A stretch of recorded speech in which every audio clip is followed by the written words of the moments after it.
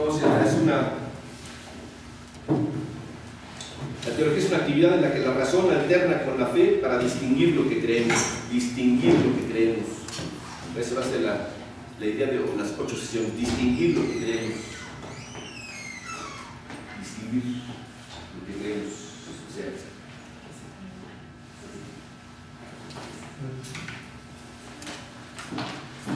es un esfuerzo de tener claros los límites y los límites, los parámetros de lo que creemos, los límites y los parámetros. Entonces, la razón alterna con la fe para distinguir, para saber lo que tenemos fe, cuál es el objeto de la fe. El objeto de la fe. Distinguir aquello en que tenemos fe. Y también, qué es lo que nos mueve, qué es lo que mueve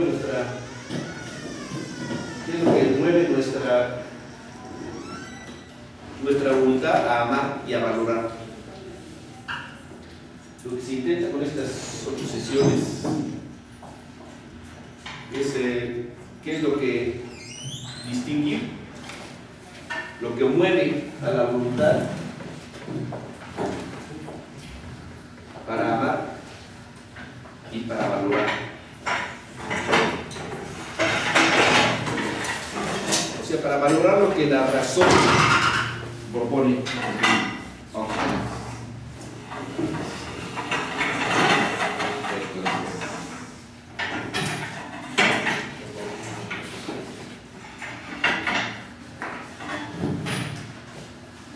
No esperaba tanta gente, no esperaba un público bastante reducido.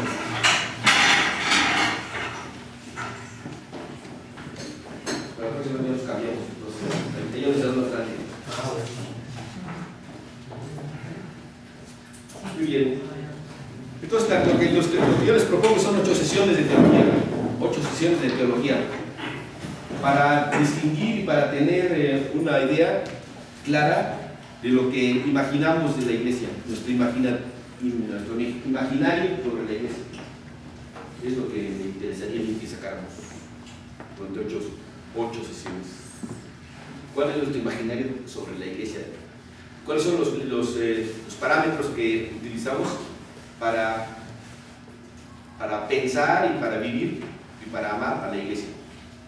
Es lo que quiero que sepamos, cada quien que vaya haciendo su planteamiento. O sea que tanto al distinguir lo que creemos, el esfuerzo de la inteligencia, también la voluntad de amar o valorar lo que la razón propone, y también para valorar y guardar como tesoro, como un tesoro, como lo hacemos siempre en el tesoro, ¿no? Como la señora que está con las joyas que tiene, las ve y las saca y las ve y las mete en su joyerito y todo. Contemplar y gozar. Igual, para lo que hablamos, vamos a hablar de la iglesia, se supone que es precisamente para eso, para gozar y contemplar a la iglesia. Gozar y contemplar. O sea, no solamente para conocer 3 o 4, yo les puedo dar también en griego, en latín, cosas así, pero eso no sirve para nada. Lo importante es que tengamos realmente, que valoremos y que apreciemos, que contemplemos, que gocemos la realidad de la iglesia.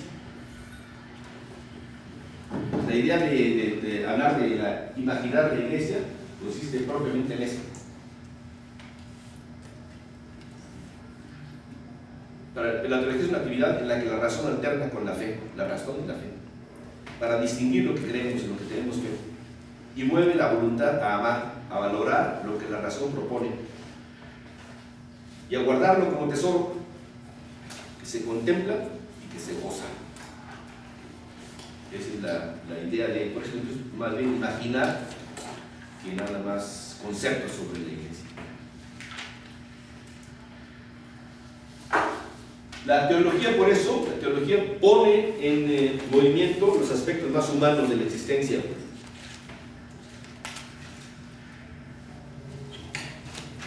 Para situarnos, nos ubicamos. La teología también es para ubicarse. Distinguir qué es lo que sí creemos y qué es lo que no creemos. Qué es lo que sí apreciamos y lo que no apreciamos. Qué es lo que valoramos y lo que no valoramos. Qué es lo que podemos guardar como tesoro y transmitir y lo que no. Lo que nos parece que no está así muy adecuado. Más bien está inadecuado.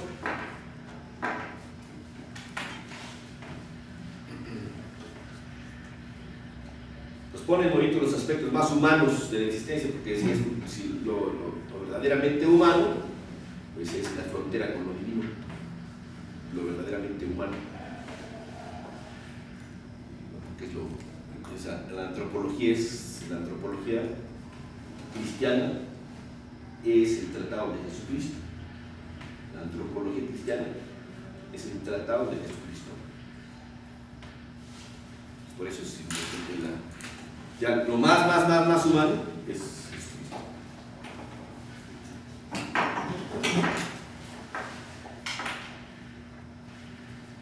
Y así que nos situemos en una dimensión en la que nos es dado actuar como seres humanos y dejar huella.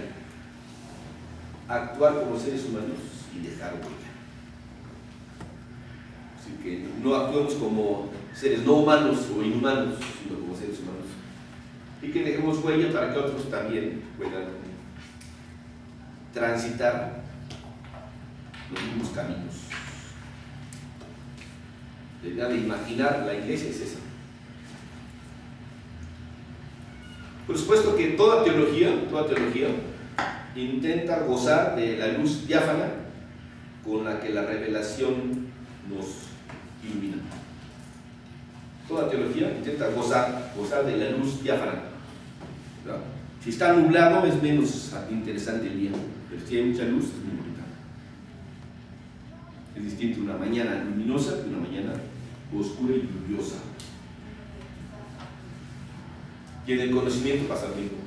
Es más interesante un conocimiento luminoso,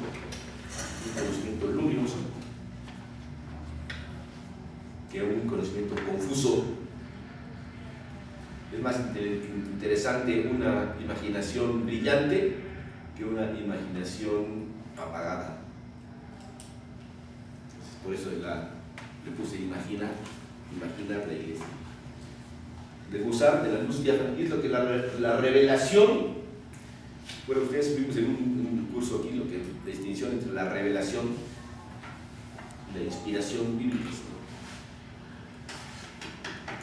La revelación es aquello que no podemos conocer y que la palabra de Dios tiene que abrirnos. Y la inspiración es la manera como se escribieron los libros sagrados.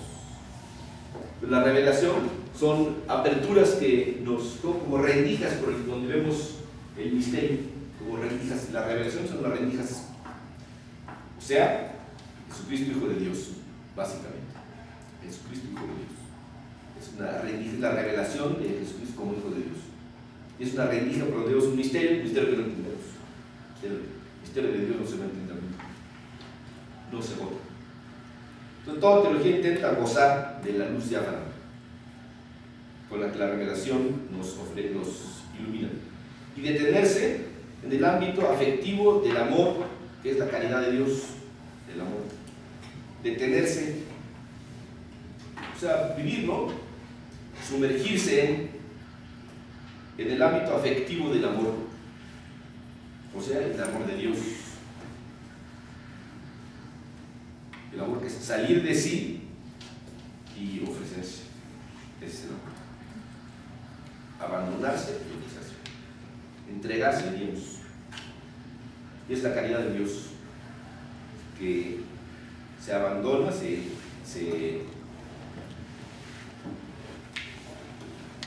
molesta, se desinstala, vamos a decir, ¿cómo decir? Dios se desinstala para ir al encuentro del ser humano y se entrega en Jesucristo. Ese es el amor de Dios, ese es el amor. Porque toda teología intenta dirigirnos al misterio, como orientar nuestras miradas al misterio. Y en ella la razón busca cómo recibir más luz. La razón está ávida de luz. La razón siempre busca el orden. La razón busca el orden. El orden es claro y el desorden es oscuro, confuso. La razón busca el orden.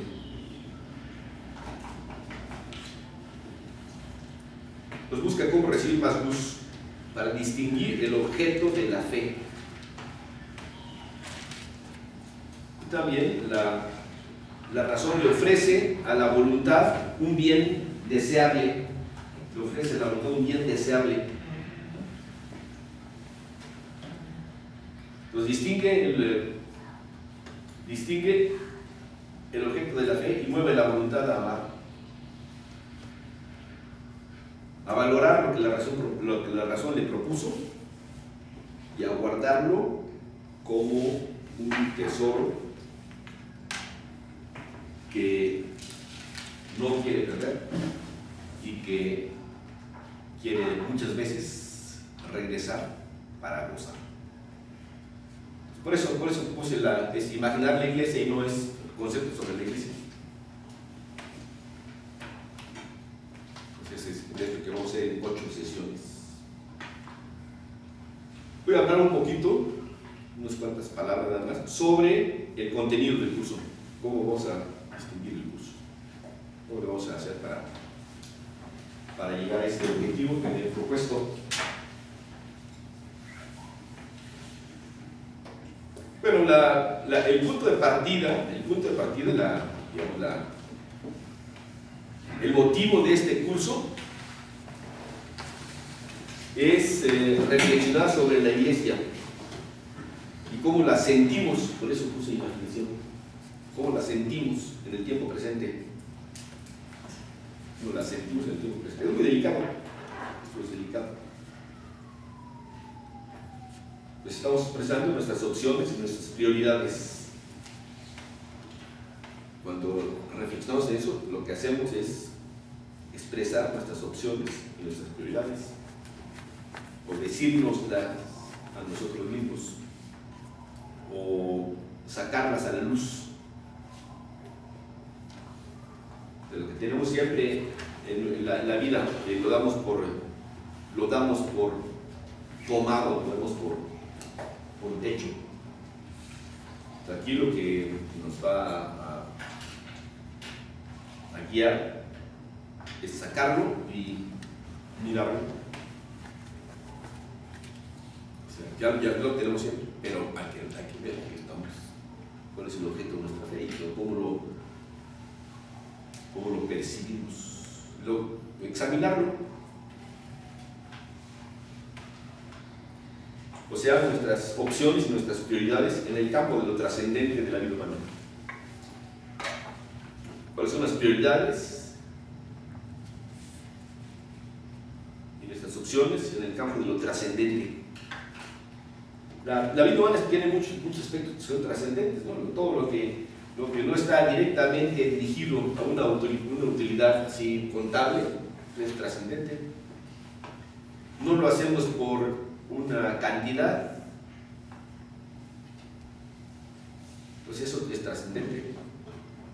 No es una utilidad, no es el provecho, no es la ganancia, entonces es trascendente. Va más allá de lo utilitarista, de lo inmediato. Entonces la trascendencia no es algo que nos sea ajeno, sino que convivimos con la trascendencia cada vez que hacemos algo. Jugar con los niños, por eso jugar con los niños no tiene ninguna trascendencia y nadie lo va a pagar por jugar con los niños, o qué sé yo, escuchar una cosa bonita o ver una puesta de sol, nadie lo va a pagar por ver una cosa así. o cosas de esas, del ámbito de lo lúdico, del juego, de la imaginación, todo esto. Entonces eso trascendente, son cosas que trascienden la mera utilidad o el provecho directo.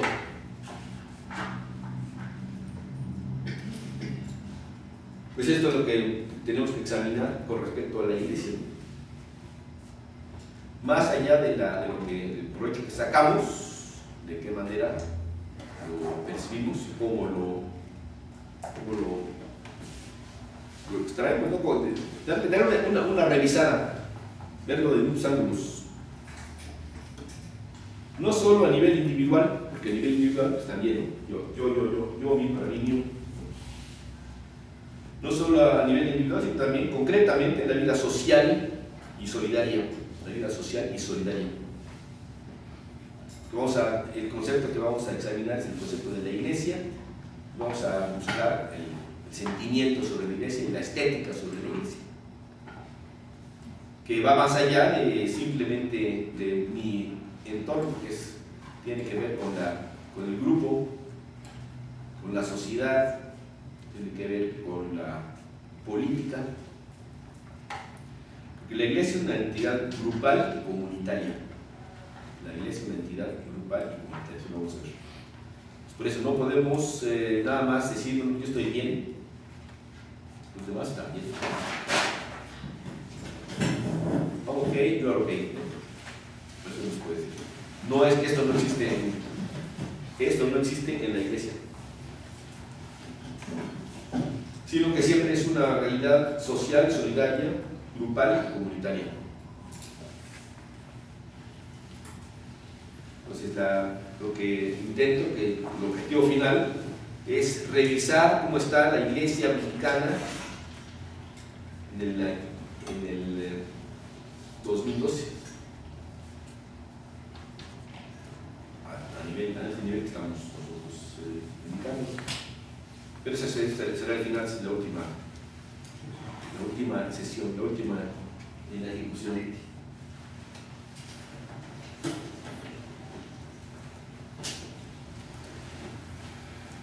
Por eso también me interesaría muchísimo, como es cuestión también de los sentimientos y de la estética, de lo bello, de las cosas que nos gustan, que nos producen un gusto, de lo que nos arropa el corazón. También quiero hacer una travesía sobre las expresiones eclesiales más profundas de América Latina, para situarnos en un contexto más cercano, más afín a nuestros sentimientos. Pues me gustaría mucho meter aquí América Latina, la iglesia de América Latina, que lo tienen bien, vieron ustedes ahí, ya lo contemplamos. sea, América Latina como la patria grande, pero también como el mestizaje, ¿no?, de la iglesia. No nada más la iglesia en el sentido, no nada más la iglesia en el sentido puramente formal, sino en el sentido también amplio de las celebraciones y las expresiones culturales. Celebraciones y expresiones culturales. Por eso se me ocurrió que sería bueno echar una ojeada a la iglesia de América Latina. Sí, las estructuras que se desarrollan más en América Latina que en otros lados, más que en Europa y que en Europa Central. Para situarnos en un contexto más cercano, más afín a nuestros sentimientos, nuestros afectos. La idea, el imaginario de la iglesia latinoamericana. Quiero hacerlo así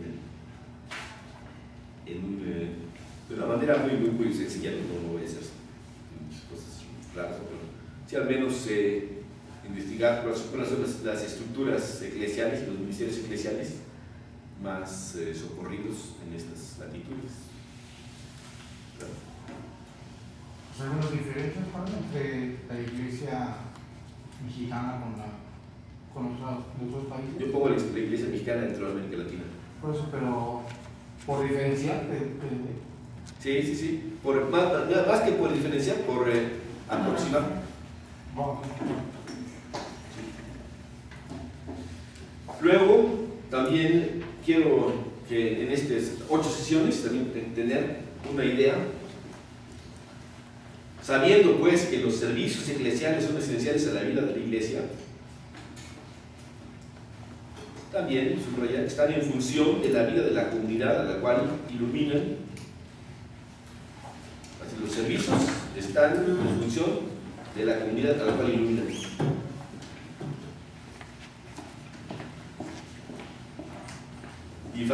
Iluminan y facilitan una conducta que lleve a la fe de Jesús y de sus apóstoles.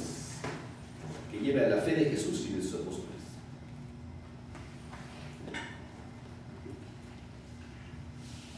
O sea, los ministerios, ¿no? Todos los ministerios, catequesis, todo eso.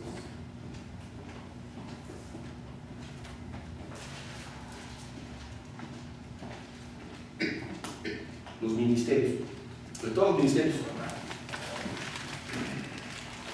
Los obispos y los presbíteros y los diáconos,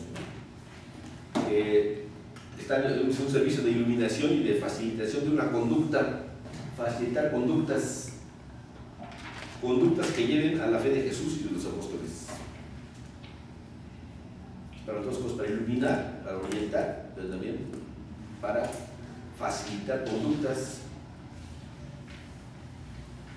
Si yo no sé las necesidades de mis prójimos, pues no puedo ser muy caritativo, que no lo conozco, ni me entero que hay. Si nunca me subo a una ruta, un autobús, no sé si hay suficientes o no hay suficientes, si pasan minutos. Entonces, la facilitan una conducta que lleva a la fe de Jesús y de sus apóstoles. La vida de la iglesia en concreto se desarrolla en las familias. La vida de la iglesia se desarrolla en concreto en las familias. También a eso hay que echar una mirada y ver cuál es el imaginativo de eso. Echar una mirada.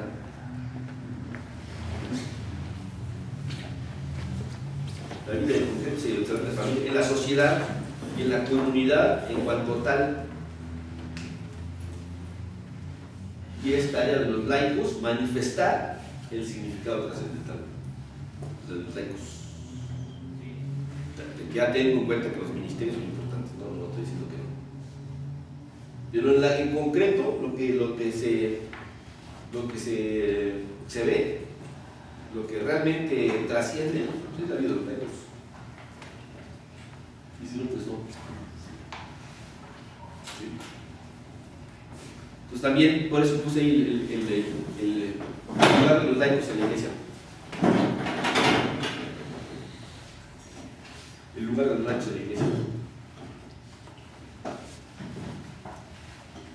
Todo teniendo respeto del misterio, ¿no? No vamos a vaciar un misterio. No se trata de una pretensión arrogante de agotar un misterio. O sea, el misterio de la iglesia se esconde en el corazón de Dios. Y se llega a él por la revelación.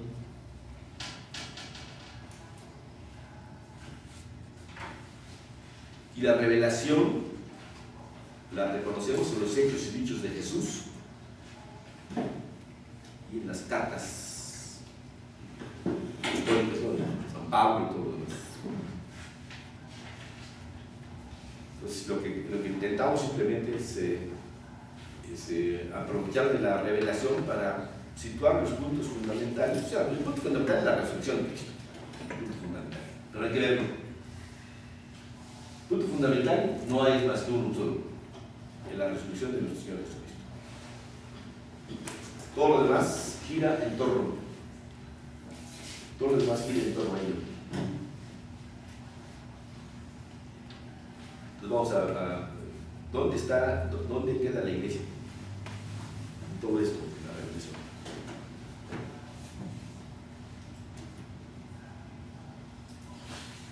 Y como esto ocurre, así como dije que la iglesia en concreto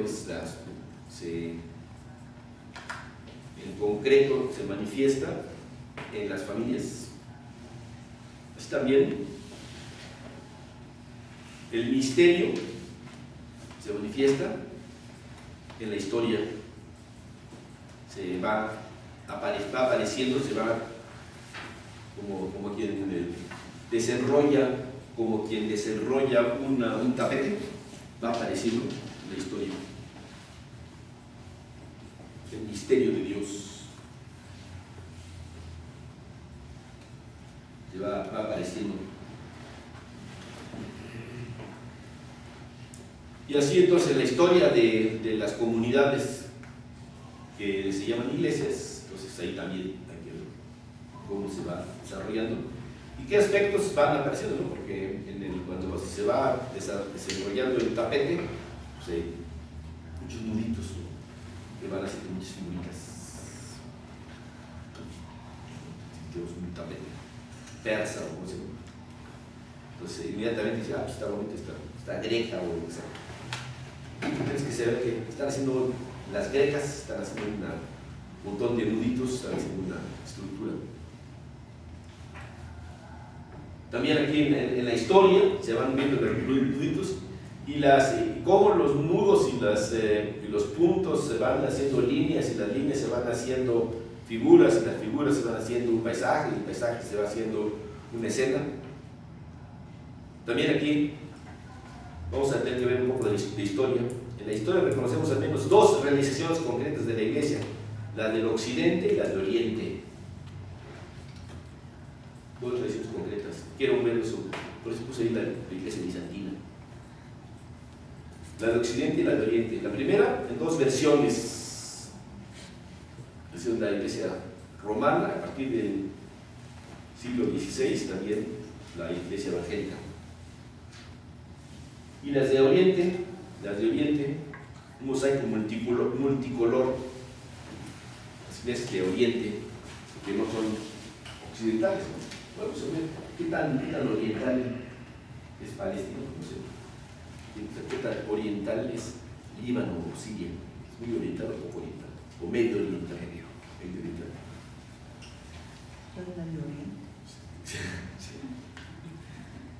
Entonces es un mosaico multicolor que va desde el vaso mediterráneo hasta las experiencias más antiguas de la India, las iglesias malabares. Entonces hay que al menos tener una idea de que el paisaje es muy variado, es más bien como un mosaico bizantino, es un mosaico esos que se hacen como cuadritos con escenas. Son experiencias no ajenas a los avatares históricos. Luego también, pues aquí tenemos que echar una ojeada a la historia de la iglesia bizantina, ¿no? Cuyo origen está en Constantino, que es muy grande, siglo IV. Son muchas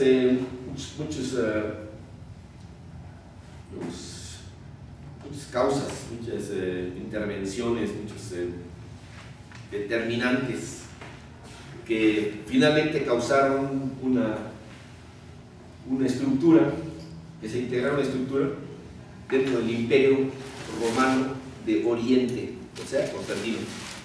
Vamos a ver qué pasó ahí y cuáles son las interpretaciones que uno puede entender, ¿no? Aparte de las que da Wikipedia. No ajenas a los avatares históricos derivados de la intervención de Constantino al dar el puesto de la comunidad cristiana en el Estado civil. Dar el puesto de la comunidad cristiana en el Estado civil.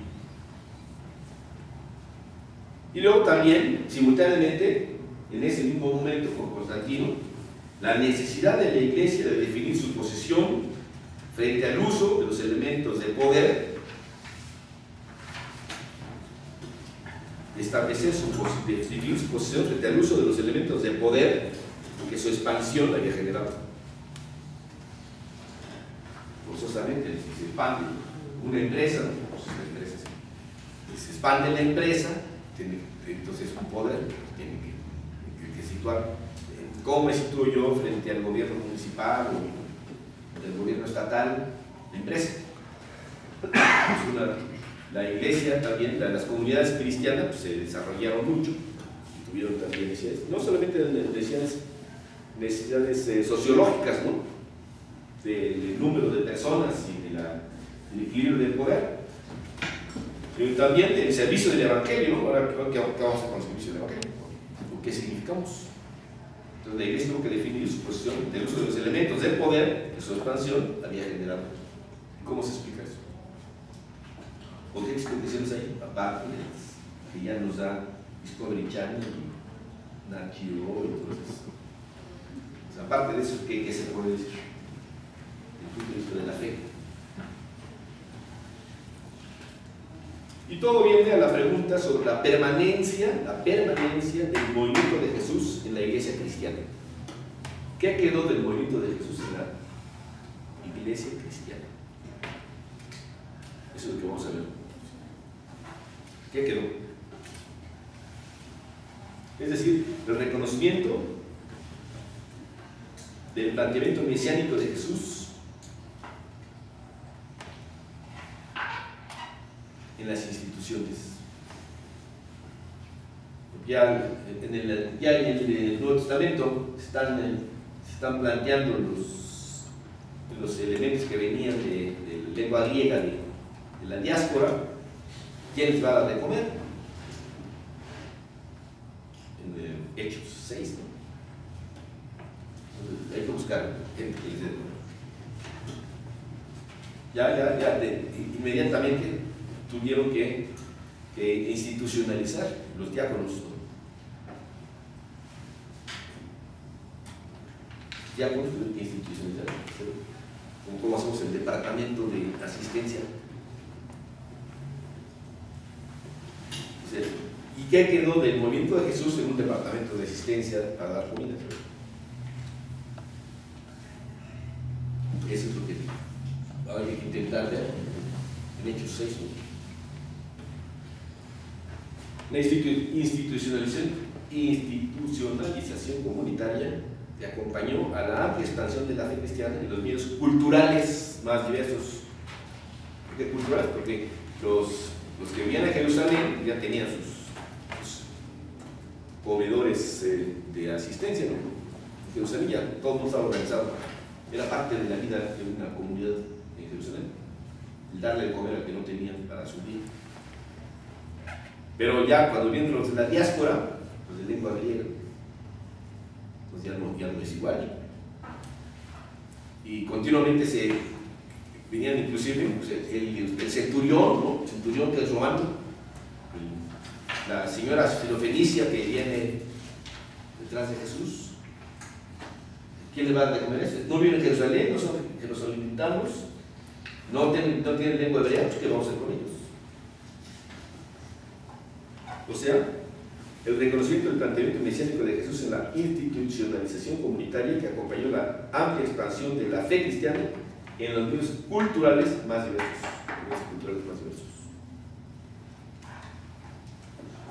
Eso es lo que quiero echar una ojeada con ustedes.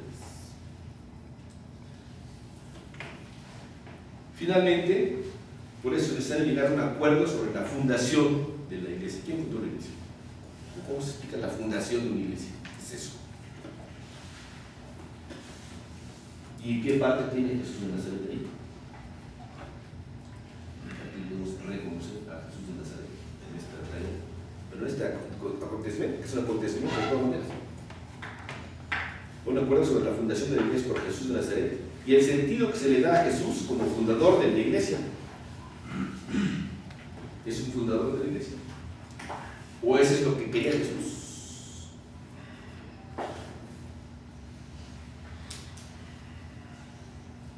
¿Qué es lo que según el calendario nos toca hoy? Según el calendario nos toca hoy.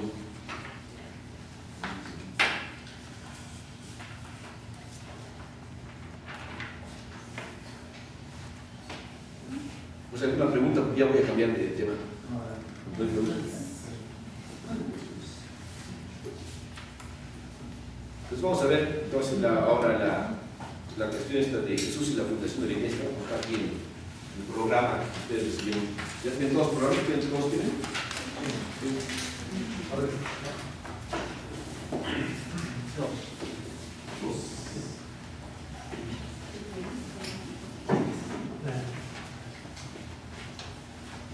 Entonces vamos a comenzar.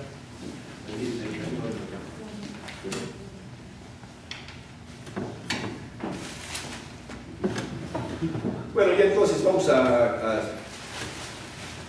entrar en materia.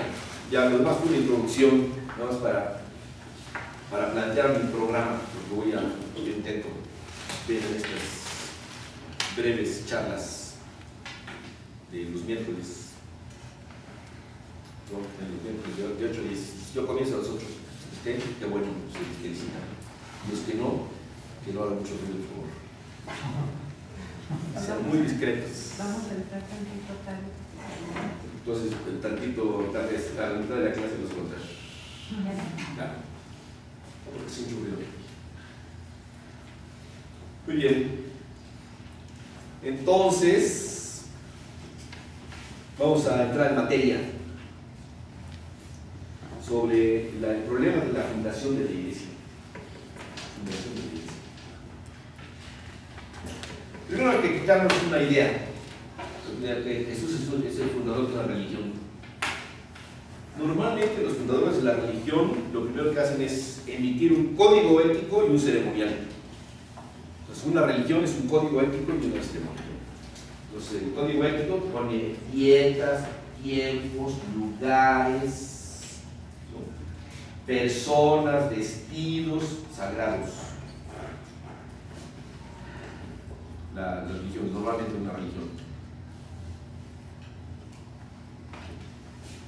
Un código ético y luego un ceremonial, tiempos sagrados y calendarios y preparaciones y cosas. Entonces son todos los religiones traen lo que es religión. Si nada más son movimientos o son sugerencias, pues no hay. Debemos decir una fundación, la fundación, pues el fundador es normalmente es un iluminado que viene a plantear una nueva manera de ver las cosas y dar recetas, ¿verdad?, para abandonar lo negativo y ponerse totalmente en lo positivo, la buena vibra. Y para eso pues, hay códigos y también hay ceremonias y hay prohibiciones, hay un régimen de lo puro y lo impuro, o sea, lo que sí se debe hacer y lo que no se debe hacer, lo fasto y lo nefasto, las cosas fastuosas y las cosas nefastas. Y además también normalmente hay lenguajes, vestidos, estructuras que se tienen que adoptar.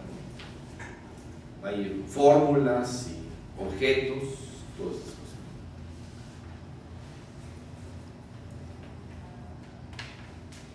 Entonces, es una fundación de religión.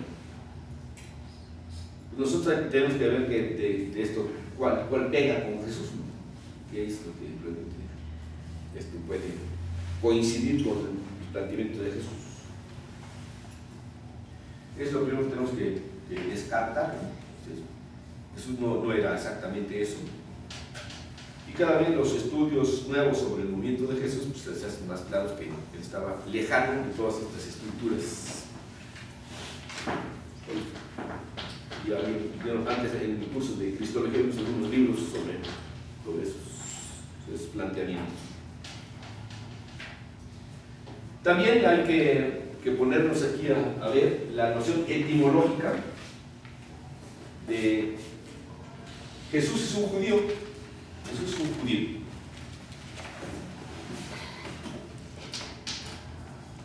¿Cómo dice aquí?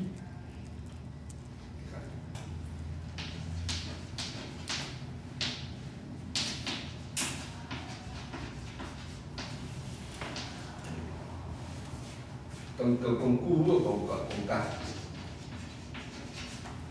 Ahora se está en hebreo. Y luego en griego es eclesia.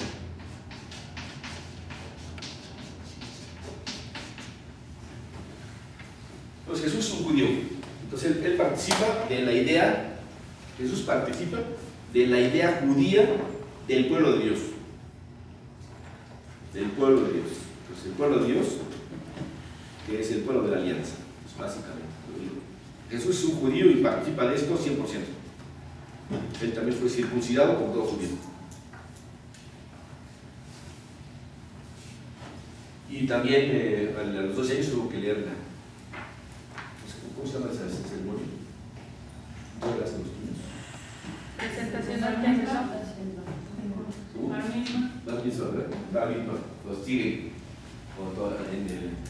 en todo el mundo sigue celebrándose el Bar mitzvah. Hoy día. Entonces tienen que leer los niños. Ahora se hace con mucha complicación, pero antes era Jesús cuando va, como era pobre, no tenía que... Entonces la noción de Kehal Yahweh quiere decir una asamblea. Kehal quiere decir la asamblea de Dios, asambleas de Dios.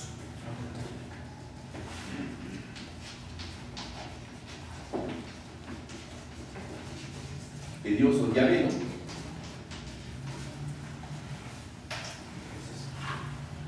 Oiga, padre, disculpe, ¿a qué edad fue circuncidado? No, inmediatamente después de los 40 días de purificación. ¿A los 40 días? De la purificación de la señora. ¿Y la presentación de él al templo a qué edad fue? Pues yo coincido, el día 2 de febrero. No, pero él era judío, ¿verdad? De Sí, ese tiempo. 100% judío. Sí, pero ¿fue a los 12 años o a los 13? A los 12 años va Bar Mitzvah. O sea, es la ceremonia por la cual se integra en la comunidad leyendo la palabra. Ah. Y en cambio, después de los 40 días de que la mamá ya está purificada, ya no tiene sangre, entonces ya lo circuncidan al niño. Porque la presentación realmente no está documentada, ¿verdad? No, es de los apócrifos. Bueno, entonces es judío y participa completamente de la idea judía del pueblo de Dios y de la asamblea de los elegidos. De la asamblea de los elegidos. De la asamblea de los elegidos.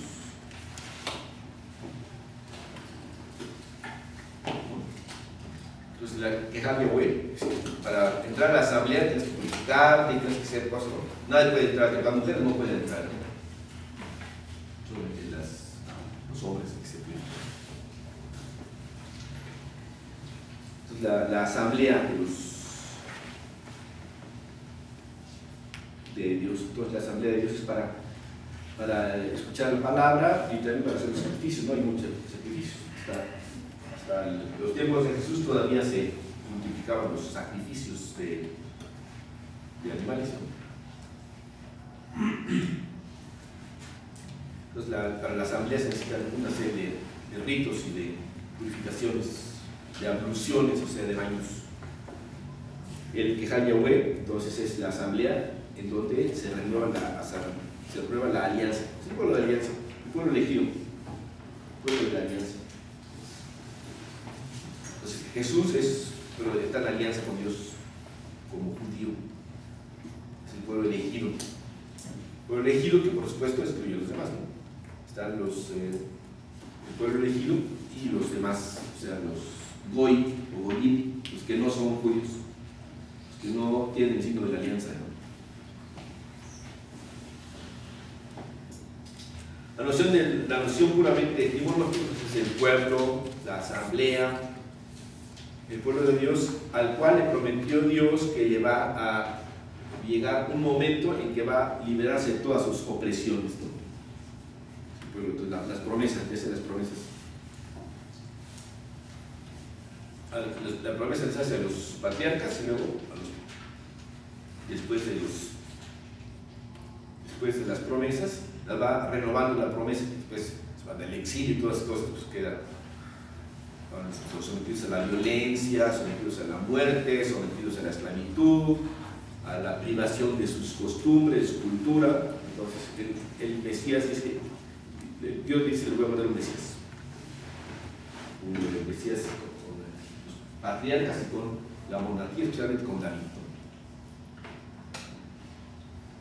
Y esta es la mentalidad de Jesús. La mentalidad de Jesús es que Él pertenece a un pueblo. Dios siempre le habló al pueblo, nunca habló a alguno en particular. No hay secretos en el Antiguo Testamento. No hay secretos. No hay religión privada. Cada quien tiene que ejercer su fe en la comunidad. Nadie se salva solo. Según Ezequiel, entonces tu responsabilidad privada está determinada por la comunidad. Entonces tú te vas a... Si no es que como se portó mal el rey, entonces va a matar de la peste a 500 gentes. No. Dices que tú vas a tienes tu propia responsabilidad. Al interior de tu comunidad, tú tienes tu propia responsabilidad y tú te encargas de que seas verdaderamente miembro de la alianza. Entonces no hay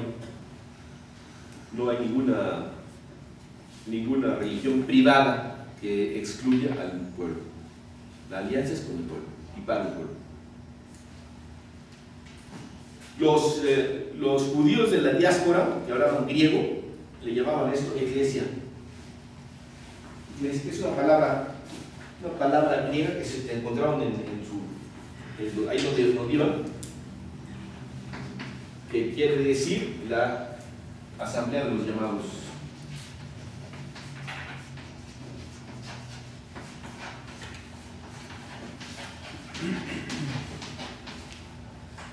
Los requeridos, solamente están ahí los requeridos. Los que no están requeridos no pueden entrar. Los que tienen derecho. Lo encontraron así en la sociedad de lengua griega, cuando ustedes de Alejandro Magno, ¿no? Alejandro Magno. Por donde pasó Alejandro Magno dejó la lengua griega. Y allí se reunían en los consejos, las eclesias. ¿Para qué se reunían? Pues para discutir las cosas de la comunidad. Entonces tradujeron el Quejar Yahweh, la Asamblea de Dios, por la Asamblea de los Llamados. Es como el consejo. La iglesia es el consejo de las democracias de Pericles y todas estas cosas, ¿no? Democracias de Pericles y las democracias de Aristóteles, todo eso. Es un consejo. Y así lo entendieron. Y pues es el Quejar Yahweh, la iglesia de Dios, la Asamblea de Dios, la Asamblea de los Salvados. Entonces, él pasó del término de la alianza al término de los llamados, porque la palabra iglesia viene de llamar, de ser llamado.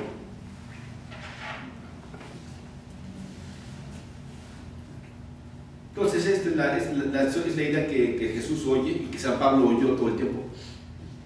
San Pablo era muy culto, él no viene de Palestina, él es de Tarso, de Damasco, y es muy culto y habla perfecto griego, perfecto hebreo y habla perfecto arameo, San Pablo.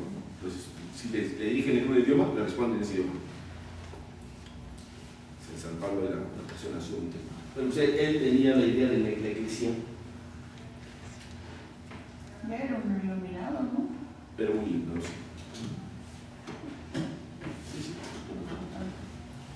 Era un judío de la diáspora, era un judío que había tenido las mejores escuelas, ¿no? Todos los grandes rabinos le habían dado clase.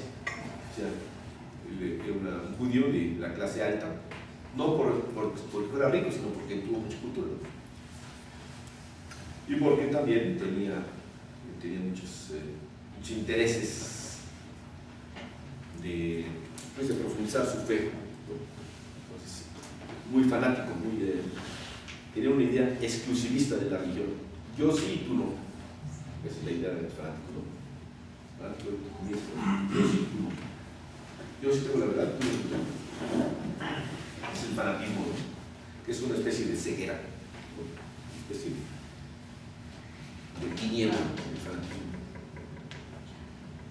Entonces esto es lo que Jesús bebe y lo que está sumergido Jesús. Eso es la mentalidad de Jesús. Jesús está en esta mentalidad y no hay manera de que se escape de esta forma de ver las cosas. Sin embargo, Jesús es también una persona, no sé si el libro, pero Jesús es una persona que está totalmente inmerso en la visión escatológica y profética. Escatológica y profética. Escatológica y profética. Escatológica quiere decir de la realidad de los últimos tiempos, ¿no?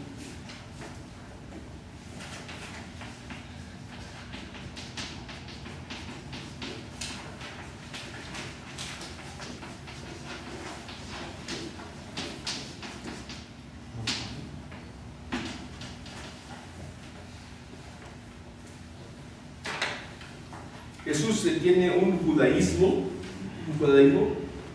de un pueblito, es de pueblo. Jesús es de pueblo.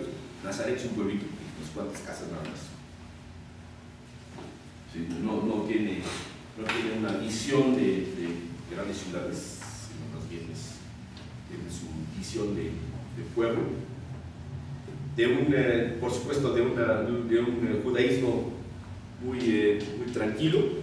Sin ninguna, no tiene grandes problemas religiosos y viene de una región muy observante, o sea, el culto para ellos es una cosa muy importante. A partir de los romanos, en los pueblitos no hay templos, a partir de la invasión de los romanos, sino que son nada más que pueden pagarse. Los pueblitos es la celebración de la palabra, y entonces es lo que hacen con las sinagogas, un servicio de la palabra. No hay otra ceremonia más que... Los romanos terminaron, ¿verdad? O sea, destruyeron todas las iglesias que existían en toda la región de Jerusalén, en todo lo que es ahora Israel, ¿o me equivoco? No, sí. Así fue, ¿verdad? Si alguien tiene una Biblia, para que vean que en la parte de atrás hay un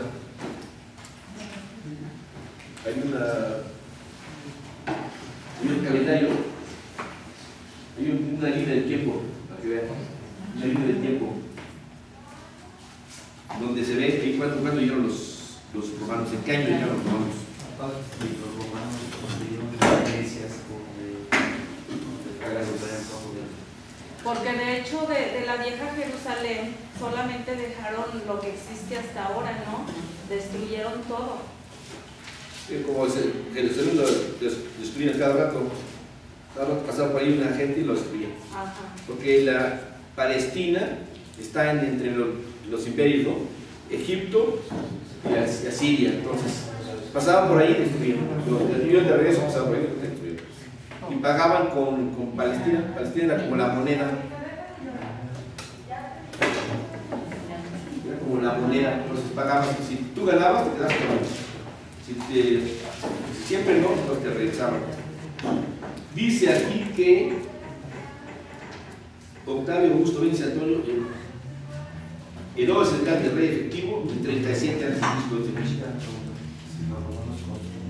Palestina romana hasta Adriano del 63 al 135. Palestina romana 63 al 135. Pompeyo toma Jerusalén en el año 63. Entonces aquí está en la... Pueden en su libro de esta línea de tiempo. Pero padre,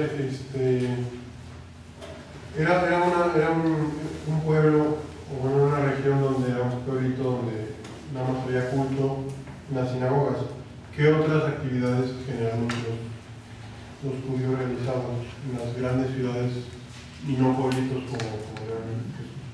Bueno, en la ciudad de Chelsea tenían escuelas, como la escuela de Gamaliel, las escuelas, les daban instrucción. Y luego también tenían pues muchas actividades, ¿no? Tenían la obligación de ir a Jerusalén, a dar su visita a Jerusalén.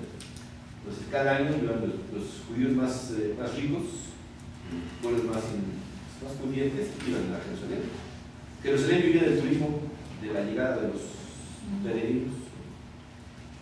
O sea, sí era un gran cambio. Lo que pasa es que Jesús es un lector, como es laico, lee la Biblia como aprendió a leer, pues lee la Biblia y lee bien, le dan el rollo para que lean, como dice Lucas 3:14. Pero leía la Biblia, padre, o leía el Torah. Sí. Pues los salmos y los profetas, digamos. Biblia es un plural. Biblia es un plural. Quiere decir libros. Pues la Biblia. Bueno, porque ustedes ya ven como sea más propio, ¿no? Pero él leía la Sagrada Escritura. Me interesa que lea a los profetas porque él leía a Isaías. Isaías tiene una mentalidad universalista. Dice que el Mesías va a venir, pero para todos. Va a llegar el Mesías con un acto de creación. Y va a ser la nueva creación, va a ser la nueva Jerusalén, va a ser todo nuevo, dice Isaías, ¿no? Y vendrán del oriente y del occidente y traerán a sus mujeres, todo. Así dice Isaías. Y Jesús leía eso. Entonces Jesús va a... Bueno, primeramente Jesús, como lo que estamos firmemente convencidos en la fe, es Hijo de Dios en su carne, ¿no? Pero en su desarrollo sí va adquiriendo todas esta mentalidad profética de Isaías y de Jeremías, de Ezequiel, y de los profetas menores. O sea, los que se leían en la sinagoga eran básicamente los profetas mayores. Porque, padre, otra pregunta. Entonces, ¿el conocimiento de Juan el Bautista de quién proviene? O sea, ¿fue una revelación o fue mismo conocimiento de leer a Isaías? Sí. No, de leer a los profetas también. ¿De leer a los profetas? Sí. Nada más que la mentalidad de Juan Bautista no es la de Jesús. Juan Bautista tiene una idea, digamos, étnica de la salvación. La salvación va a pasar por los judíos. Y en cambio, Jesús tiene una visión más bien como la de universalista. Todo el mundo va a entrar. Sí, porque esa era mi duda, o sea, cómo él empezó a predicar acerca de la venida del Salvador, o sea, ¿cómo le llegó a Juan ese conocimiento? No, porque pertenecía a un grupo, hay unos grupos de gente que están muy preocupados con los últimos tiempos, porque no vienen los últimos tiempos. Entonces está acabando el judaísmo y están atacando por todos lados. Entonces dijeron, ya llega, el Mesías va a restablecer todo. Es una especie de apocalipsis. El apocalipsis tenemos que cambiar porque ya no hay vuelta de hoja. Está tan mala la cosa que vamos a tener que darle patas para arriba, porque ya no se puede, esto no se va a arreglar. Esto ya pasó el momento de arreglarlo. Entonces hay que darle completo de arreglar. Esa es la mentalidad escatológica. Y entonces Juan Bautista predica que ya el hacha está en la raíz y que el que no se convierta va a ser eliminado. Porque el pueblo judío estaba cayendo en una aberración, ¿verdad? O sea, el culto judío estaba cayendo en muchas contradicciones que Juan, él detectó o sea, él se estaba dando cuenta que era una raza de víboras, el pueblo judío. Propiamente lo que sabemos de Juan Bautista es, ¿verdad? Es lo que dice San Lucas. Ajá. ¿Qué es San Lucas? Pero no es antijudío para nada, es totalmente judío, es esenio, el estilo de los esenios. Entonces, en cambio Jesús tiene una visión totalmente diferente. Cuando lea Isaías en el 3.14 o 3.26, no estoy seguro. Isaías, Lucas 3.14. Pues sí, es cierto, me equivoco. Ahí dice que ya se va, que el hacha está, dice Isaías, que va a llegar el día del Señor, pero él dice se come lo del castigo. No, 14 no es. ¿Qué? ¿No? ¿Cuál otro me decía? Es el mensaje social de Juan Bautista. Es que Juan Bautista prepara el camino del Señor. Eso. A ver, ¿dónde está el Cafarnaúm, la lectura de Jesús Cafarnaúm? 4.14. Jesús, pronunciado por Juan, luego. La tentación en Nazaret proclama su misión. 4.14 es la predicación inaugural en Nazaret. ¿No es esa? 4.14. ¿Tiene Isaías? ¿Sí? A ver. Sí. A ver. Jesús volvió a Galilea con el poder del Espíritu y su fama corrió por toda aquella región. Enseñaba en las sinagogas de los judíos y todos lo alababan. Llegó a Nazaret, donde se había criado, y el sábado fue a la sinagoga, como era su costumbre. Se puso de pie para hacer la lectura y le pasaron el libro del profeta Isaías. Jesús desenrolló el libro y encontró el pasaje donde estaba escrito: el Espíritu del Señor está sobre mí. Él me ha ungido para llevar buenas noticias a los pobres, para anunciar la libertad de los cautivos y a los ciegos que pronto van a ver, para poner en libertad a los oprimidos y proclamar el año de gracia del Señor. ¿Hasta ahí? Sí, ahí tendría, porque él proclama el año de gracia y ya no hay castigo. En cambio, en Isaías sigue con el castigo. Sí. Pues Jesús lo rasura, porque él va a seguir la idea de Isaías, pero la idea liberadora. Entonces, esta es la idea. Lo que nada más quiero poner como presupuesto, que Jesús tiene una idea del judaísmo que es la idea de los que tenían más amplia visión. Es decir, el Mesías va a ser una nueva creación. Y entonces, lo que Jesús tiene de original aquí es que va a cambiar de un pueblo que va a ser el Mesías. El Mesías va a ser un pueblo, eso es lo que decían los profetas. El pueblo va a salvar al mundo. Y aquí Jesús dice que Él es el Mesías. Claro. Entonces es un cambio de un mesianismo social, o sea, de pueblo, a un mesianismo personal. Cambió radicalmente el planteamiento de Ellos Jesús. pensaban que iba a ser el pueblo judío que iba a salvar. Sí. Y Jesús dice, no. Hoy, esto, pues, como dice el tema ahí, Sí. El Espíritu está sobre mí. y luego hoy, bueno, al final, después de eso, de la cita de Isaías, que dice, Hoy eso se cumple en mí. Hoy se cumplen estas palabras proféticas y a ustedes les llegan noticias de ella. exactamente, hoy, entonces, en Él se cumple Él es el Mesías, ¿no? Sí. Y entonces Él dice que Él es el acto salvífico de Dios. Él es el acto salvífico de Dios.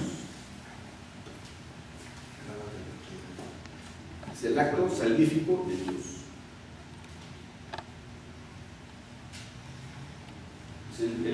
Se propone como el acto salvífico de Dios. Es decir, eso que prometió Dios es Él mismo. Es el acto salvífico de Dios. Por el Espíritu está sobre el Espíritu y lo unge. Ahora, Él llama a la conversión, el cambio de la conversión, como siempre lo digo, conversión que es el cambio de prioridades y de opciones. Es el cambio. La conversión cambia completamente. Y dice, los que acepten, entonces, van a experimentar y hacer eficaz este acto salvífico. Los que acepten, los que pongan su confianza en esto, van a experimentar y hacer eficaz el acto salvífico. El acto salvífico que ofreció el Padre en los profetas. Y por eso entonces los creyentes, los que van a poner su fe, o sea, su confianza en estas palabras de Jesús, constituyen los elementos del grupo de seguidores de Jesús. ¿Sí? Entonces, Él se presenta como el acto eficaz del salvífico de Dios. Él mismo. Lo dice varias veces, ¿no? Lo dice muchas veces tanto en los sinópticos como en San Juan. Entonces, Él es el líder. Los creyentes que aceptan esto, que Dios hace en Jesús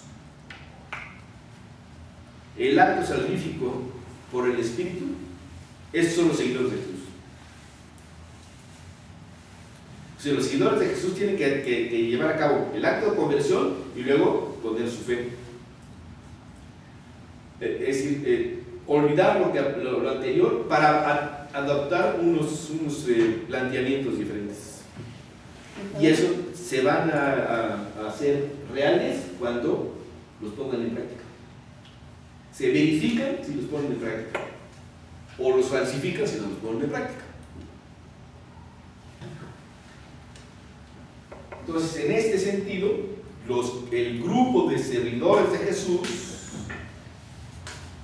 está siendo el elemento que experimenta la salvación y la hace eficaz en el mundo.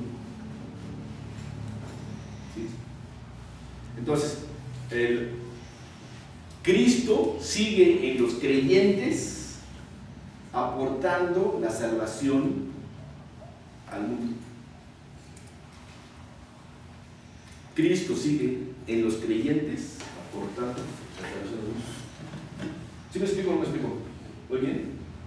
Porque en eso consiste la fundación de la iglesia.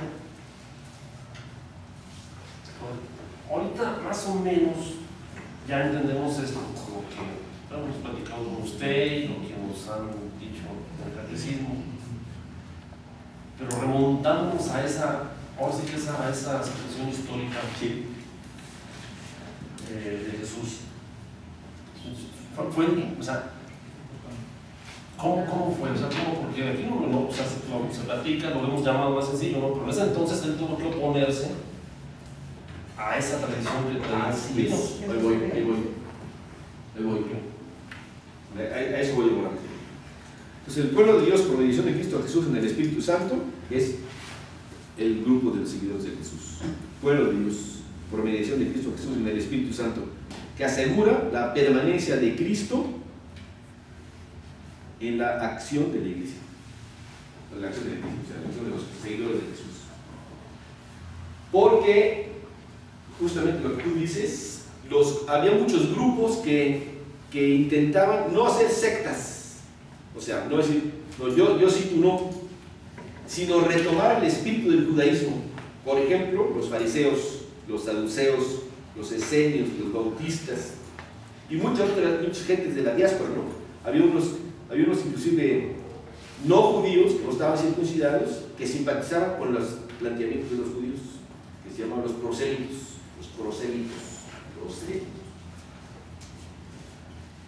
Entonces estos grupos decían, es que hay que retomar el espíritu real del judaísmo. No hay que dejar, está echado a perder, ¿no?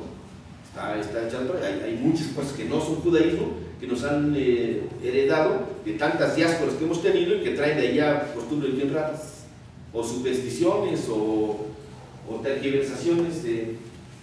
Entonces, los fariseos, los saduceos, los esenios, los bautistas, todas esas gentes intentaban retomar el espíritu judío.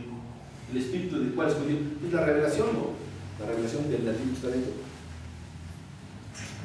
Por eso había variedad de intentos de posiciones frente al templo. ¿Qué significa el templo? ¿Y cuál es lo que caracteriza el templo? ¿En dónde está el templo?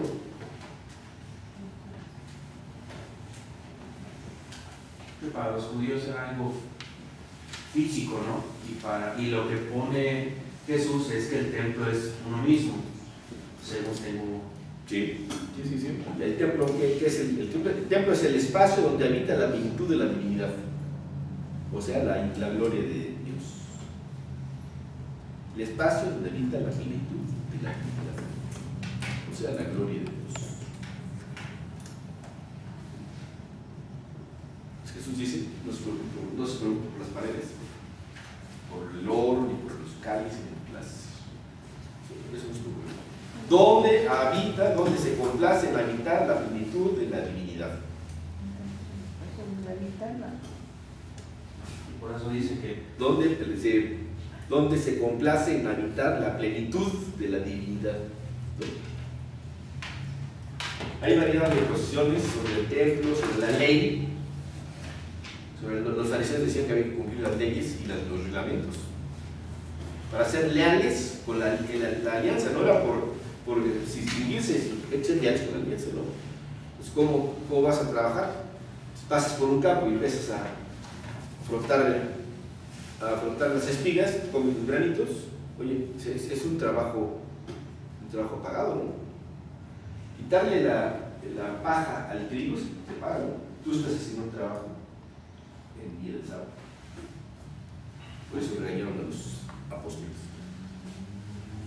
O sea, los saduceos tenían la intención de recobrar el espíritu y lo más puro del espíritu judío. Y también frente a las autoridades impuestas por el imperio romano, impuesto a los Antipas, a los Herodes, de toda esa gente, ¿no? Pues, ¿qué actitud hay que tomar? Toda autoridad viene de Dios, entonces hay que aceptar a Herodes. Para Juan Bautista no era claro.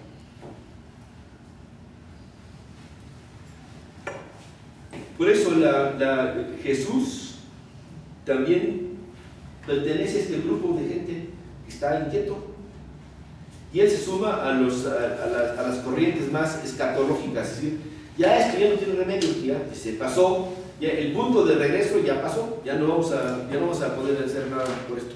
Ya se acabó, ya no hay ninguna clase de asidero donde podamos decir, bueno, vamos a empezar desde aquí, no, ya no hay.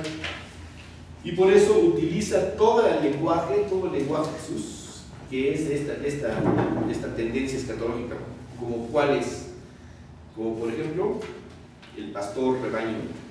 El Señor es mi pastor, nada me falta, volver a sus praderas, venir a recostarlos. Entonces el pastor y el rebaño, que los conoce uno por uno.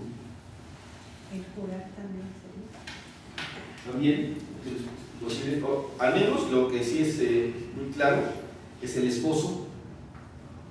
Todo el lenguaje conyugal que usan los profetas, especialmente Amós y Oseas, pues también Jesús lo usa. Porque dice ya es que el Señor va a llevar otra vez a su esposa al desierto donde le habló por primera vez, y ahí va a renovar su amor y va a ser el amor otra vez original. Pues nos vamos a alejar de todo.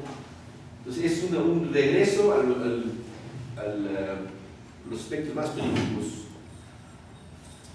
Y también la imagen de que venga el reino, ¿no? Como les decía a sus discípulos, díganle a Dios que venga el reino, que ya llegue el reino. Pues todas las cuestiones del reino, del Padre Nuestro, son imágenes escatológicas. O la peregrinación de los paganos, ya vendrán y le van a pedir a los judíos, dime, ¿verdad? ¿Dónde está Jerusalén? Entonces los tomarán de la orla de su vestido, etc.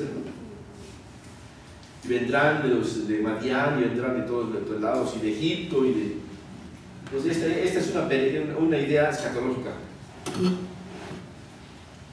Entonces Jesús se dice mensajero escatológico. Es mensajero escatológico. Marcos 12, a ver si es cierto. Marcos no. Siempre me equivoco. Marcos 12.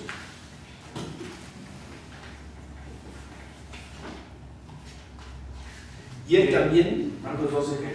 Marcos 12:6. 12:6. ¿Qué dice?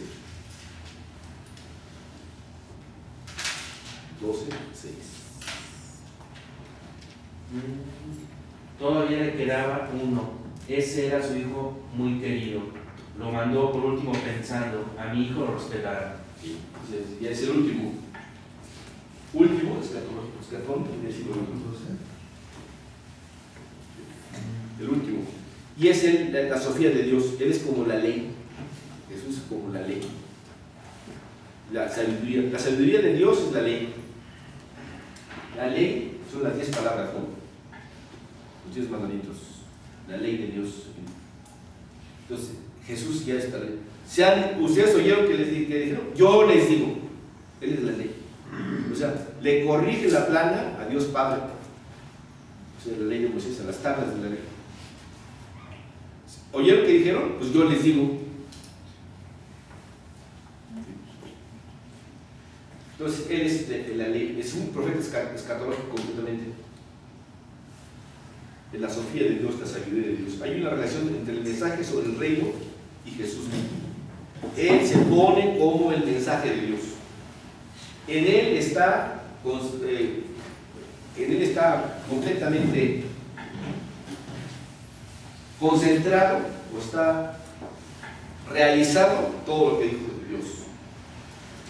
En Él está realizado. Hay una relación entre el mensaje sobre el reino y Jesús mismo. Jesús es el reino.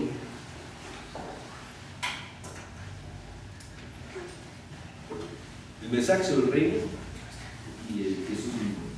Una perspectiva inminente no excluye la idea de una iglesia. El que sea tan inminente no excluye que se va a seguir. Así Jesús, con su raro histórico y su planteamiento escatológico, tenía implícitamente el deseo de iniciar la reunión escatológica. Él tenía la intención de iniciar la reunión escatológica. Esta reunión escatológica que vendrá de todos lados y que ya se purificará, etc.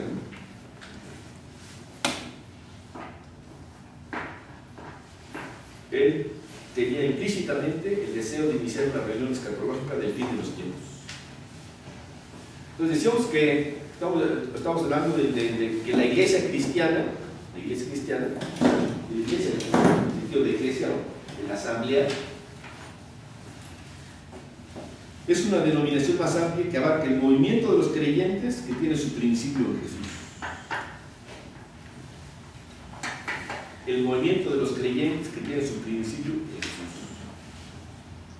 O más exactamente, tiene su principio en la acción de Dios y el Espíritu de Jesús, en su muerte y resurrección, y en el movimiento de los discípulos antes y después de la Pascua. La idea de los creyentes, es que como Jesús encarna el mesianismo de los profetas, como en Jesús encontramos el lugar definitivo de la intervención de Dios por el Espíritu, entonces nosotros nos sumamos a eso, somos parte de eso. Entonces, ese ser parte de eso es lo que constituye la comunidad de creyentes. La fe en Él. Y como dijimos al principio, ahí se experimenta y se hace eficaz. ¿Cuándo? Pues cuando los discípulos van detrás del maestro. Detrás del maestro, entonces ir detrás del maestro o seguir al maestro es estar en los lugares donde está. Claro que a veces les da miedo, ¿no? Pues cuando ya llega la pasión, entonces ya van a experimentar un problema, ¿no? Pero sí, la iglesia es eso, ¿no? La religión o la experiencia y la eficacia del acto salvífico de Dios en el Espíritu. Hay una eclesiología implícita del lenguaje y en las acciones de Jesús. Jesús, cuando está diciendo todo esto de que Él es la ley, de que Él es el templo, de que Él está de hecho diciendo que se cumple en Él la alianza o la nueva alianza de Dios con su pueblo. Cristo y la iglesia están unidos inseparablemente entre sí. La iglesia cristiana se basa en la confesión de Jesús, muerto y resucitado, Hijo de Dios, que inició un movimiento de renovación mesiánico escatológico. Entonces, no vamos aquí a discutir, porque yo no voy a discutir, hay muchísimos libros sobre esto, sobre que si Jesús es el fundador de la iglesia. Mira, aquí está el maestro, es el maestro. Perfecto, ya tienen chava para ustedes para la próxima clase, ya tienen chava. Bien, muy amable, gracias. Ya, gracias. ¿Va a estar ella? Espero que sí. Yo espero que sí. Muy bien. Entonces, Cristo y la iglesia están unidos inseparablemente entre sí. Yo no voy a discutir aquí, y hay muchos libros sobre eso, o se puede ver, hay tratados sobre si Jesús es el fundador de la iglesia. Fundador de la iglesia. Bueno, depende de qué, vamos a ponernos de acuerdo sobre qué es fundar y sobre qué es iglesia, ¿no? De hecho, el concilio lo dice, ¿no? A ver, chécala. Pero lo que sí queda claro con este planteamiento es que los fundamentos es el Jesús y que la eclesiología es una parte de la cristología. Que la doctrina sobre la iglesia es una parte de la doctrina sobre Jesús. O sea, no se puede separar la cristología de la eclesiología. No hay nuevo pueblo, ni hay nueva Jerusalén, a menos que haya Jesús. Dice, el misterio de la Santa Iglesia se manifiesta en su fundación, pues nuestro Señor Jesús dio un principio a su iglesia con la predicación de la buena nueva, es decir, del reino de Dios prometido muchos siglos antes en las Escrituras, porque el tiempo está cumplido y se acercó el reino de Dios. Se acerca el reino de Dios. Muy bien. Son muy inteligentes estos padres conciliares. Porque dicen, dio inicio. O sea, no se queman, no se tanteman, dio inicio. O sea, no se trata de una fundación de una religión. No, fundación es opinable, puede haber muchos. Ahora, lo que sí no se puede no se puede evitar es confesar que Él es el fundamento y no hay otro fundamento. Si no hay Jesús, no hay iglesia. Dijimos que Jesús es el fundamento de la iglesia y que la cristología determina a la eclesiología, es decir, nuestra iglesia es Cristo que sigue, dijimos, ¿no?, experimentando y haciendo eficaz. Oiga, padre, ¿por qué la totalidad de los judíos no creyó en él como el Mesías? Bueno, por ellos muchas. Primeramente era muy difícil creer en Jesús, ¿no? Era muy difícil. Luego, pues, ¿por qué hasta el tiempo de Jesús fue la revelación? Son designios de Dios que no alcanzamos a percibir. ¿Sí me explico? ¿Por qué tan tarde llegó Jesús? ¿Y todos los anteriores qué? Pues tan temprano, porque igual los judíos de hoy siguen pensando que También puede llegar Jesús. temprano, ¿no? Pero en esta manera, ¿no?, que queda claro, ¿no?, que son designios de la providencia, ¿no?, que nosotros no alcanzamos a ver. Contra el desafío del movimiento de Jesús es universal y abarca no solo a los judíos, sino a todos, porque es una nueva creación. Y el reino no es de quienes lo reconocen y lo abrazan. El reino es de todos los que lo reconocen y lo abrazan. No hay lugar para interpretación individualista. El individuo se debe arrepentir, pero para pertenecer al pueblo de Dios en Jesucristo, y el pueblo de Dios en Jesucristo va a ser como un pueblo. Sería impensable el reino de Dios sin un mundo donde se vaya dando y conformando, en el concreto de las estructuras sociales y los desarrollos históricos, lo que decía hace rato. La iglesia no puede ser más que del mundo, parte del mundo. Ahí es donde se va a dar, donde se va a concretar la salvación.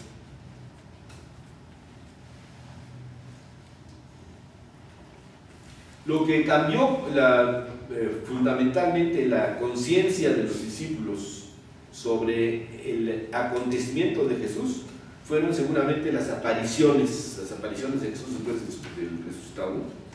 Seguramente fue esto. Pero no fue eso el inicio de la iglesia. O al menos no el inicio total de la iglesia. La iglesia ya está presente en la conciencia de Jesús, en su idea del pueblo nuevo, del nuevo pueblo. Ya la actividad de Jesús, la predicación de Jesús ya implica una eclesiología. Entonces la aparición de Jesús cuando entrega la aparición de Jesús cuando entrega la responsabilidad de la iglesia,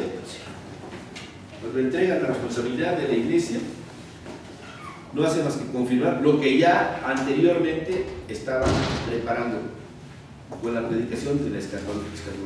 Entonces, no podemos hablar propiamente decir, en esta fecha, el 1 de octubre, se fundó la iglesia. O sea, el día de Pentecostés, antes decíamos. Eso lo quiero, porque dicen que realmente se funda en Pentecostés. Sí. Pero lo que yo estoy contendiendo es que es en la presencia del acto salvífico del Padre en Jesucristo por el Espíritu. ¿Sí me explico? O sea, no es a partir de Pentecostés, sino ya desde el propio Jesús es el responsable de la iglesia. ¿Desde su nacimiento? Claro que sí.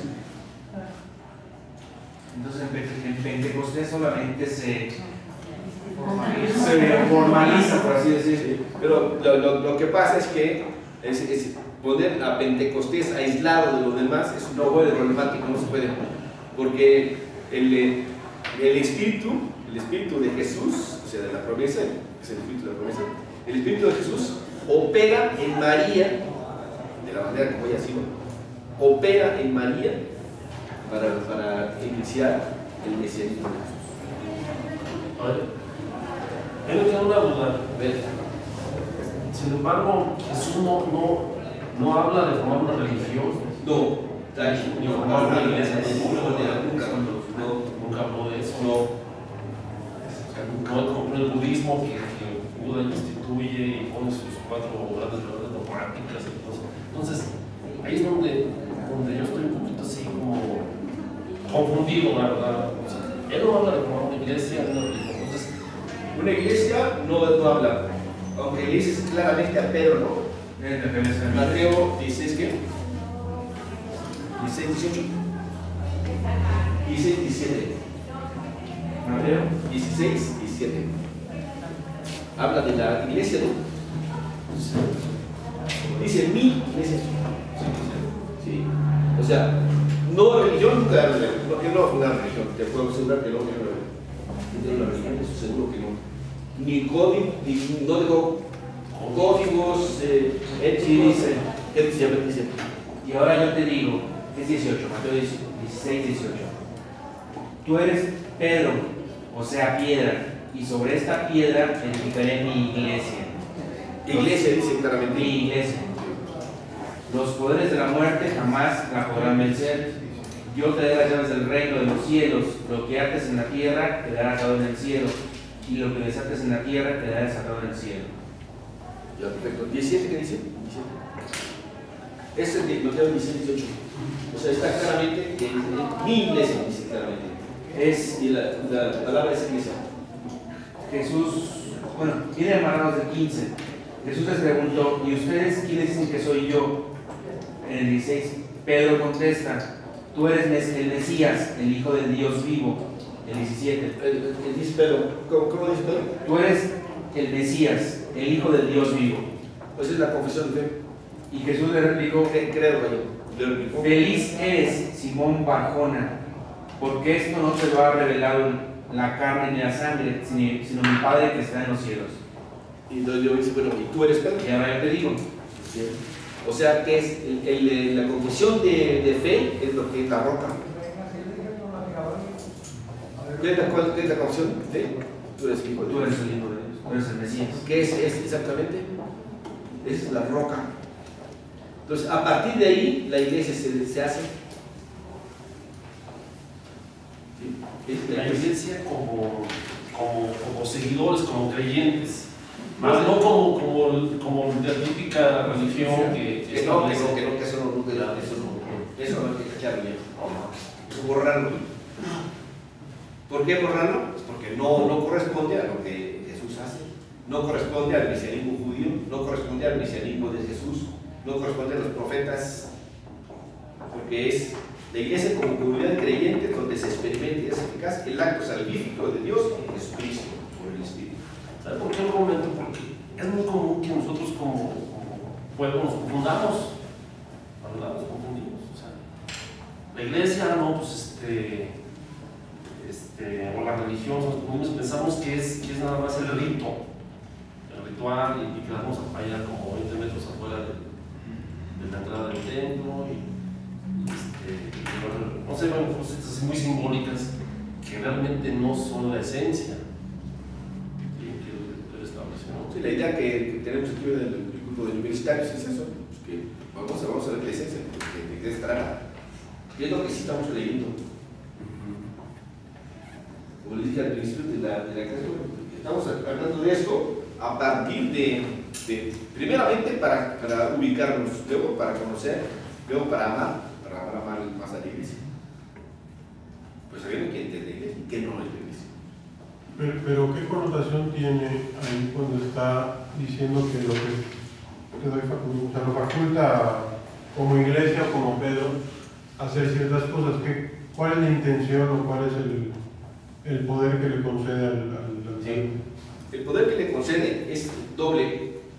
El poder como servicio, no poder como presión.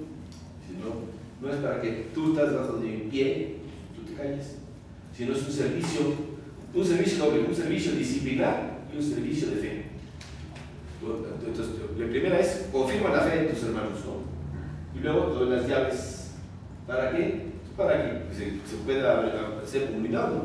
Si no hay comunidad, si todos no cooperan, no hay comunidad. ¿Sí? Es el disciplinar. Disciplina. ¿Para qué disciplina? ¿Para qué? Pues para que podamos todos manifestar la salvación de Dios y tratarnos como hermanos. La disciplina. Es un servicio, es el servicio de Pedro, que de hecho es el deber de los apóstoles, ¿no? Pero es el servicio que le pide: ¿sobre qué roca? Tú eres el Hijo de Dios. Esa es la roca. Entonces él es el representante de Dios en la tierra. Pues yo creo que no se puede decir eso. ¿No? Yo no veo ninguna cosa que se asemeje a eso en las palabras de la Biblia, a menos que sea una Biblia nueva. No solamente le dice a lo que lo está facultando, como dice, solamente eso. Tienes un servicio, tú vas a tener un servicio. Lo metiendo, ¿no? Exactamente. Servir. ¿Cuál es la idea del papá? Pues el papá que los hijos se hagan adelante, ¿no? Y al final tuvo miedo, Pedro. A borda de Noah tuvo miedo. No dejó de ser humano. Sí. Digo, todos somos. Pero ya sigue siendo así. Entonces, las apariciones pospascuales debieron modificar la conciencia del discipulado. Sin duda, había autoconciencia eclesial en los grupos. Autoconciencia eclesial. Por ejemplo, hay dos clases de grupos que son están muy subrayados en los Hechos de los Apóstoles. Es los de Santiago, que también es San Pablo está. Los de Santiago, que se llaman el hermano del Señor, los de Santiago, que ellos se quedan mucho tiempo todavía practicando el judaísmo.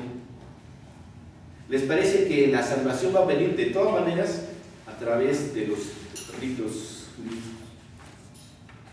Y luego los de habla griega, que traen ideas de todo el mundo donde van. De Corinto, los de Corinto eran gente así muy liberal. Porque pues, es un puerto, de ahí llega todo clase de gente.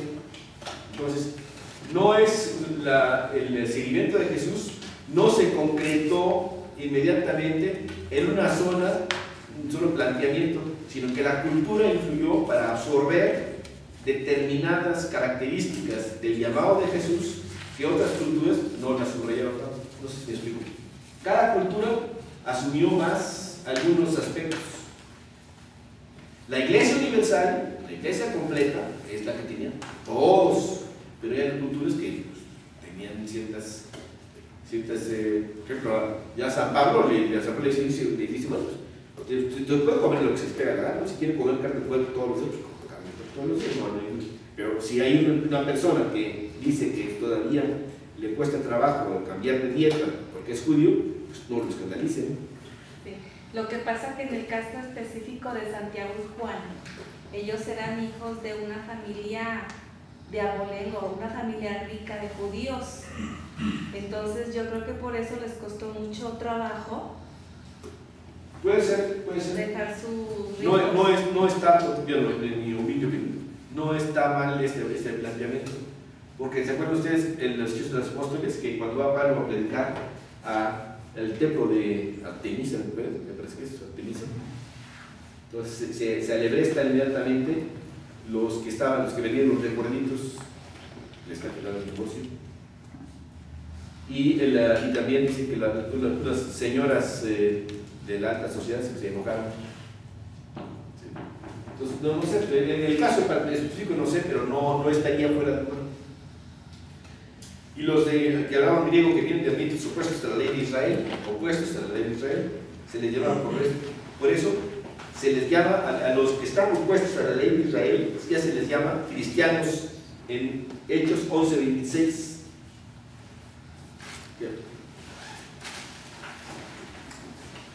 Hechos 11:26.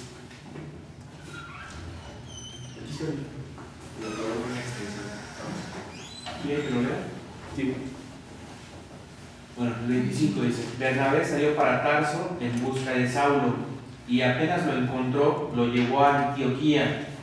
En esta iglesia trabajaron juntos durante un año entero, instruyendo a muchísima gente. Y fue en Antioquía donde los discípulos por primera vez recibieron el nombre de cristianos. Exactamente. ¿Hechos qué, perdón? Hechos 11:26, pero van ligado al 25. A ver, otra vez. 26. Bernabé salió para Tarso en busca de Saulo, y apenas lo encontró, lo llevó a Antioquía. En esta iglesia trabajaron juntos durante un año entero, instruyendo a muchísima gente. Y fue en Antioquía donde los discípulos por primera vez recibieron el nombre de cristianos.